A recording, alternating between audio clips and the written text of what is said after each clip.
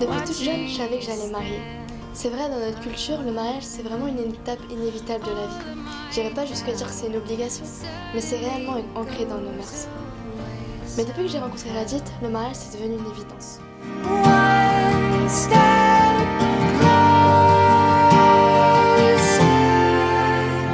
Donc aujourd'hui, j'ai envie de crier haut et fort, devant tout le monde, que c'est lui que j'aime, que c'est lui avec lui que je partageais ma vie et personne d'autre.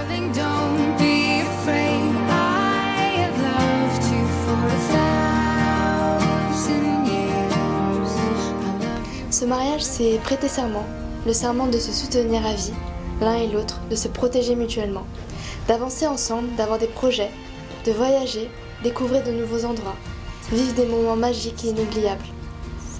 Mais c'est aussi des petits plaisirs de la vie quotidienne, me réveiller et m'endormir auprès de lui.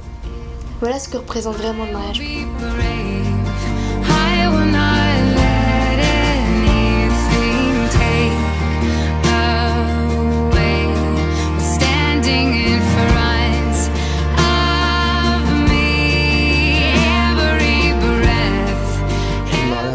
J'ai pris conscience de ce mot lorsque j'ai rencontré Reika. Pour ma part, c'était pas dans ma tête le mariage. Ça représentait pour moi tout d'abord tous les couples, mes parents. Et quand je l'ai vu, je me suis rendu compte que c'était réalisable. Et je sais que je serai là pour elle et qu'elle sera là pour moi. Et c'est ce qui fait qu'aujourd'hui, je l'épousais.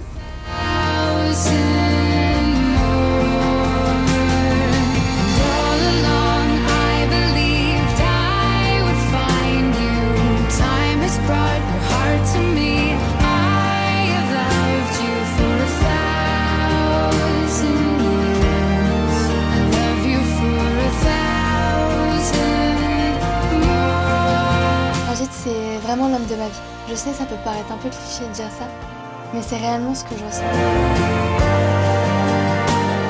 Je me rappelle le premier jour où je l'ai vu, il faisait vraiment le mec à l'aise. Il me disait « Mais pourquoi tu fais ta timide? Pourquoi tu t'es embarrassé comme ça ?» Mais au fond de moi, je savais qu'il était aussi gêné que moi, mais il osait pas le dire. Je me rappelle aussi de ce jour, je m'étais dit « Mais purée, mais qu'est-ce qu'il est beau !» Avec un sourire charmeur, un style de beau gosse, vraiment tout ce qui me plaît.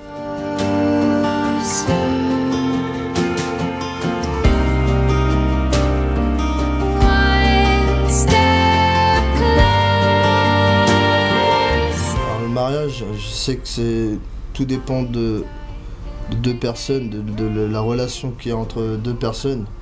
Et je sais que la liaison que j'ai avec Reika, ce que je ressens pour elle, ça sort de tout ce que j'avais rencontré auparavant.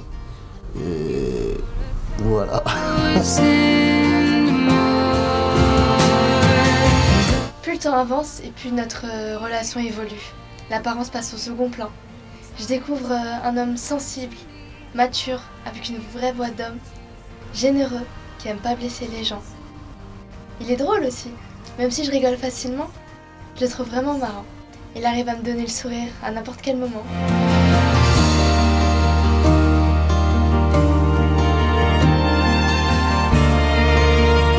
Il m'encourage dans tout ce que je fais, il me soutient, il m'encourage à aller de l'avant. C'est vraiment un moteur pour moi.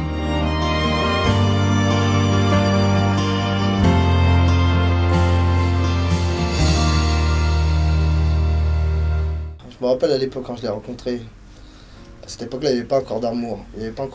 C'était une personne très timide, très réservée. Et moi, je me rappelle que je la taquinais pour la faire sortir des secondes. Et c'est par la suite, en apprenant à la connaître, que j'ai vu que c'est une personne qui est en très bon fond, qu'il y a beaucoup de cœur, qu'elle est toujours là pour tout positiver, te donner un coup de main s'il le faut. Et ça m'a vraiment attiré. Et à mon retour de Londres, j'ai appris vraiment à la connaître. On a partagé de très bons moments. C'est ce qui a fait qu'on est arrivé jusqu'au mariage. Things in life will forever be in love, so there ain't no need to rush, 'cause one day I won't be able to ask you loud enough. Tenika toda tera tera chale tela gaye nenche kotti pata. Et aujourd'hui, je marche aux côtés de ma mère en direction de ma future destinée. J'aimerais remercier mes frères et mon père qui me regardent en haut, en espérant qu'il est fier de moi.